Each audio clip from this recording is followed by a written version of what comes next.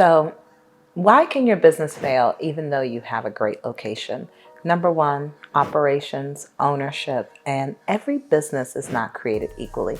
When you first launch and grow your concept, a lot of people think you go immediately from concept to brick and mortar. That's not always accurate.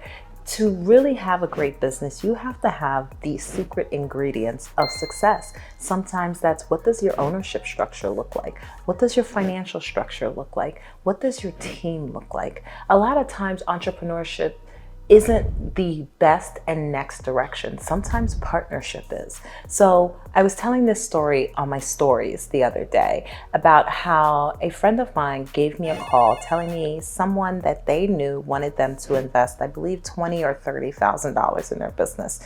The person at the time said she had an online clothing boutique that was grossing $30,000 a month. And for her to scale and grow, the next and most best step for her to do was to open up a retail location. I questioned that. What happens next? Well, I said, hey, if this person's making this amount of money, it may not make sense for her to go into retail. Why not invest that same amount of capital in more advertising, in more brand presence, in social media?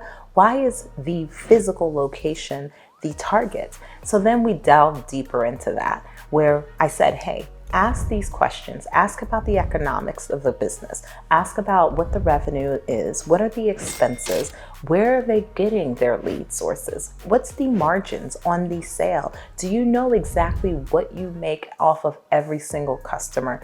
And as these harder questions got asked to this person, it started to really crack that big front, right, of how much the person was actually making versus the direction to go. I say all that to say is, just because you have a great concept and or you're doing well in a certain avenue like online doesn't mean it's going to translate to a physical location. Just because you have the best cookies and or the best macaroni doesn't mean you need to open up an entire restaurant to do it.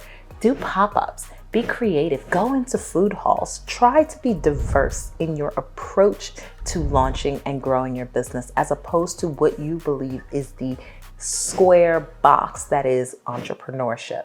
Same thing goes for if you're a product business. It may not make sense for you to go into a physical brick and mortar location as the next and best step for you to sell your jewelry. Sometimes you need to be in a collaborative environment. You need to be in a place where other entrepreneurs like you that have parallel and similar businesses may be there. So I would say retail should be your last, absolute last step in entrepreneurship.